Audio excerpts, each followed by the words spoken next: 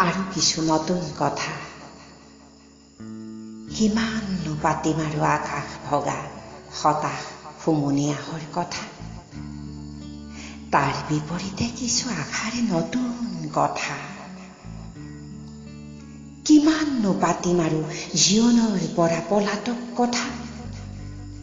তাৰ বিপৰীতে কিছু সাহস আৰু সুন্দৰ কথা। চকুৰ পতাত দিন ৰাতিৰ হাজাৰ হাজাৰ ভৰ, সময়ৰ হাতত ইমান পিছল এই আন্ধাৰ এই পোহৰ।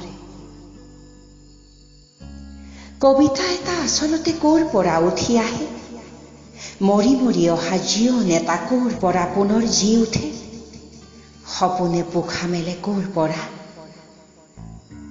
কোনোদিনে নিলিখা কবিতা এটাৰ সন্ধানত যিদৰে হেৰাই যায় কবি, তেনেদৰে কোনোদিন নোপোৱা সপোন ৰঙৰ জীৱনৰ সন্ধানত প্ৰতিদিন প্ৰতি ৰাতি ব্যস্ত থাকে প্ৰতিজন জীৱনে প্ৰেমিক মানুহ।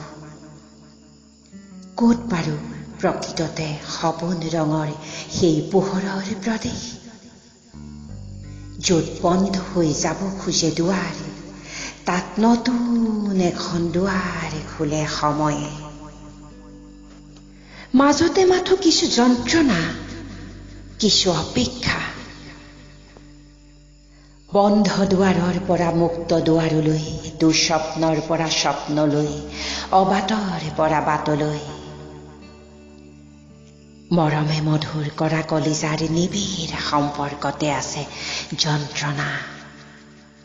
কাৰণ ইমান জটিল আৰু ৰহস্যময় যে এই মানৱীয় মায়াবী সম্পৰ্কৰ উপত্যকা।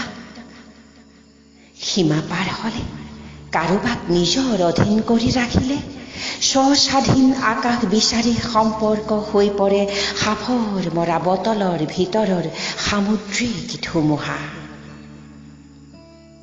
সকলোৱে বিচাৰে নিজৰ দৰে এটা জীৱন, কাৰণ প্ৰতিটো জীৱনৰে আছে নিজস্ব এখন আকাশ।